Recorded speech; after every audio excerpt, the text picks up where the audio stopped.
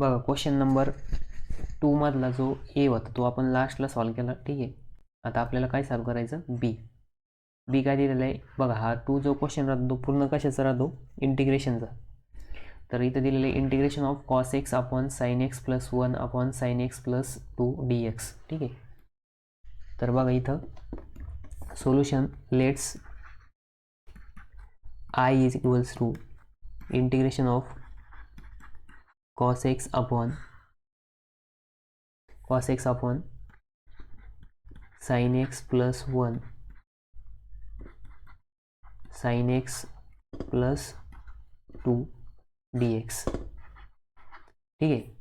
मग बघा आता सोल्युशन. आता इथं बघा आपल्याला काय करावं लागेल, न्यूमरेटरला cos x दिलेलं आहे आणि खाली इथं sin x दिलेलं आहे, ठीक आहे. मग sin x चा डेरिव्हेटिव्ह काय येतो, cos x येतो. काय येतो, cos x. मग आपण काय करणार, इथं पुट करणार. मग इथं लिहायचं पुट, सबस्टिट्यूशन मेथडनुसार put t equals to sine x.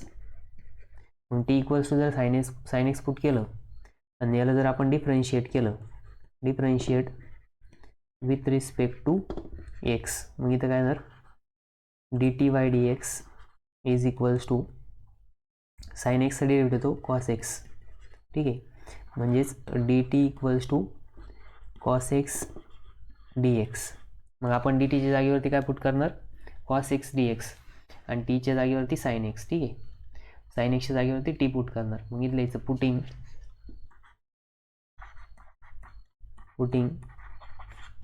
In equation 1, याला इक्वेशन 1 म्हणायचं, ठीक आहे. Putting in equation 1.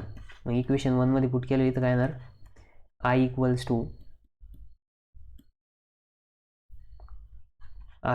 To integration of, आता cos x dx म्हणजे काय, dt आहे, ठीक आहे, अपॉन साइन एक्स प्लस 1.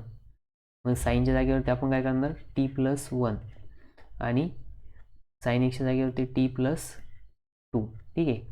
मग आता बघा याला आपण काय करू शकतो, इंटिग्रेशन बाय पार्ट नाही, पार्शियल फ्रॅक्शननी सॉल्व करू शकतो, ठीक आहे. मग पुढच्या पेजवरती बघा i इक्वल्स टू, मग बघा आता इंटिग्रेशनचं राहिलं बाजूला, ठीक आहे. हा काय पार्शियल फ्रॅक्शनचा फॉर्म आहे, पार्शियल फ्रॅक्शन. आता याचे पार्शियल फ्रॅक्शन फाइंड आउट करायची ह्या फ्रॅक्शनची. हा प्रॉपर फ्रॅक्शन आहे. फ्रॅक्शन काय, 1 अपॉन ब्रॅकेटमध्ये t प्लस 1 आणि दुसऱ्या ब्रॅकेटमध्ये t प्लस 2 आहे, ठीक आहे. मग बघा हा हे कोणते फॅक्टर आहे, नॉन रिपीटेड लिनियर फॅक्टर आहे. काय, नॉन रिपीटेड लिनियर फॅक्टर.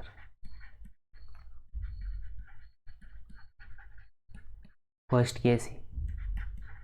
मग फर्स्ट केसनुसार काय राहतं, a अपॉन फर्स्ट फॅक्टर. मग बघा capital A upon first factor काय आहे, t plus 1 plus b upon second factor, ठीक आहे.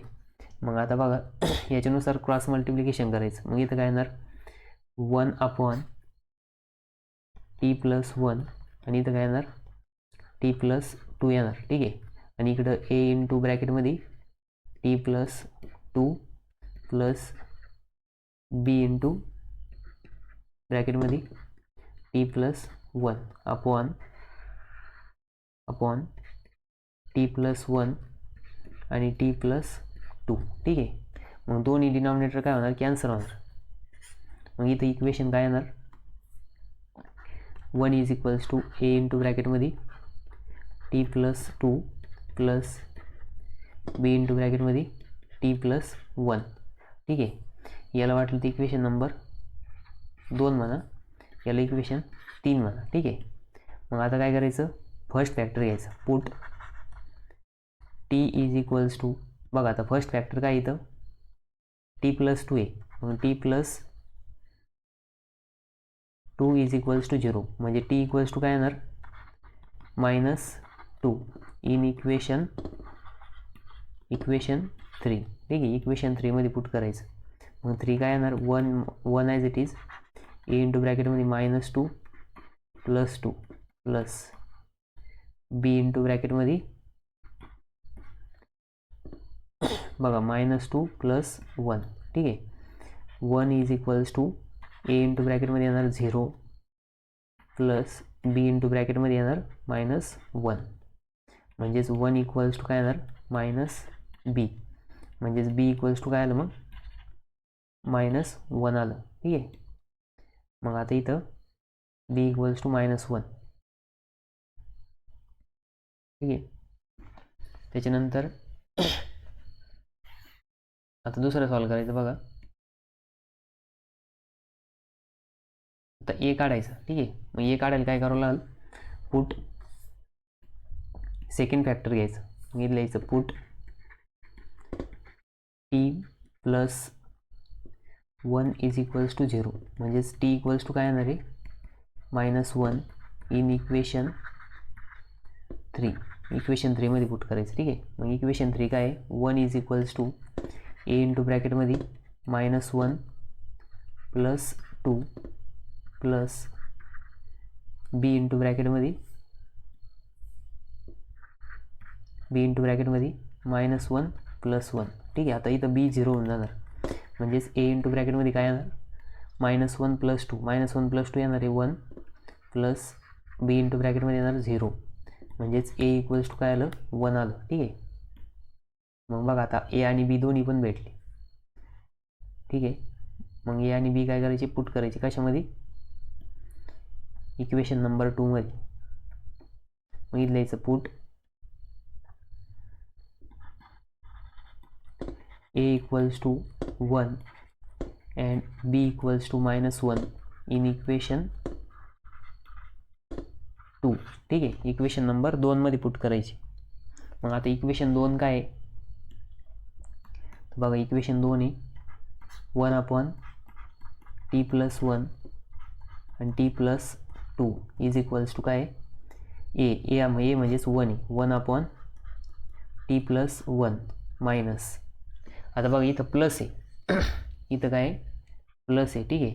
आणि बीची व्हॅल्यू काय आलेली आपली -1 आलेली -1/t प्लस 2. ठीक आहे. म्हणजे इथे येणार 1/t प्लस 1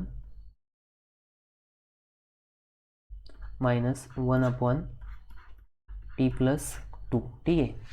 मग बघा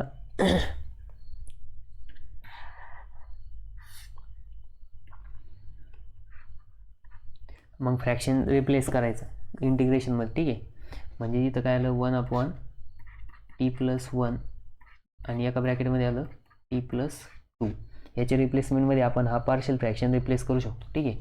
मग इथं काय करायचं, रिप्लेस करायचं. मग रिप्लेस केल्यानंतर काय येणार, I is equals to integration as it is. मग काय आलेलं आपलं ब्रॅकेटमध्ये 1/t plus 1 minus 1/t plus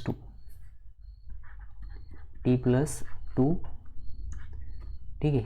आणि dx हा ब्रॅकेट कंप्लीट आणि dx आहे. ठीक आहे. म्हणजेच आय इक्वल्स टू बघा आता इंटिग्रेशन सेपरेट करायचं 1/t plus 1 dx minus integration of 1/t plus 2 dx. ठीक आहे. मग इथं काय येणार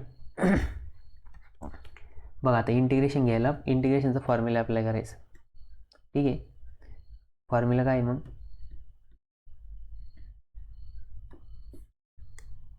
फॉर्म्युला बघा integration of 1/f of x dx.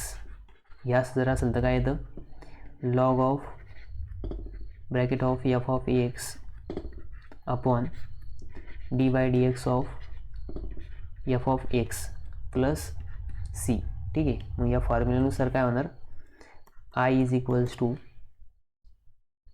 f of x. आता इथे f ऑफ x काय लॉग ऑफ ब्रॅकेटमध्ये येणार t plus 1 upon dy/dt of t plus 1 minus. मग इथं काय येणार log of t plus 2 upon dy/dt of t plus 2. ठीक आहे. आणि हा प्लस c म्हणजेच i इक्वल्स टू काय येणार बघा इथं log of t plus 1 upon d by d x of d by d t of t काय येणार आहे 1 आणि d by d t of 1 काय येणार आहे 0 येणार आहे. ठीक आहे. मायनस लॉग ऑफ इथे येणार t plus 2 upon d by d t of t म्हणजे इथे येणार आहे 1 plus d by d t of 2 काय येणार आहे 0 आणि प्लस सी. त्याच्यानंतरनं I equals to log of ब्रॅकेटमध्ये येणार t plus 1 minus log of t plus 2. ठीक आहे. आणि हा प्लस सी. ज्यावेळेस लॉगमध्ये काय राहतं सबस्ट्रॅक्शन राहते त्यावेळेस काय होतं डिवाईड होतं. ठीक आहे.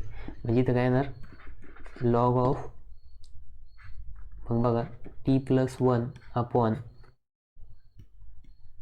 T plus 1 upon t plus 2. ठीक आहे.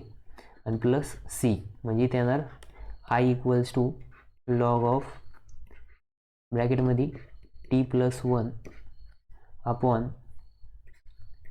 T plus 2 plus c. आणि मग टी इक्वल्स टू काय पुट करायचं t equals to sine x put केलं आपण पुटिंग बॅक. ठीक आहे. म्हणजेच आय इक्वल्स टू काय येणार log of bracket of sine x plus 1 upon sine x plus 2. ठीक आहे. Plus c. हे काय आपलं मग फायनल आन्सर आलं बघा. ठीक आहे. तर बघा आपण स्टार्टिंगला काय केलं स्टार्टिंगला आपण सबस्टिट्यूशन केलं कशाचं साइन एक्सच्या रिप्लेसमेंटमध्ये आपण काय पुट केलं टी पुट केलं. ठीक आहे. मग त्याच्यावरून आपल्याला पार्शल म्हणजे का प्रॉपर फ्रॅक्शन भेटलं. प्रॉपर फ्रॅक्शन भेटल्यानंतर आपण त्याचे पार्शल फ्रॅक्शन फाइंड आउट केले. पार्शल फ्रॅक्शन फाइंड आउट केल्यानंतर न इंटिग्रेशनमध्ये पार्शल फ्रॅक्शन लिहिले. ठीक आहे. मग इथं त्या पार्शल फ्रॅक्शनमध्ये काय होती सबस्ट्रॅक्शन होती. मग त्यासाठी आपण काय केलं इथं दोघांची इंटिग्रेशन सेपरेट केलं आणि 1 upon f of x d एक्सचा फॉर्म्युला यूज करून इंटिग्रेशन फाइंड आउट केलं. त्याच्यानंतर लास्टला परत t equals to sine x put केलं आणि आपल्याला हे आन्सर भेटलं. ठीक आहे. आता आपण नेक्स्ट प्रॉब्लेम बघू. ठीक आहे.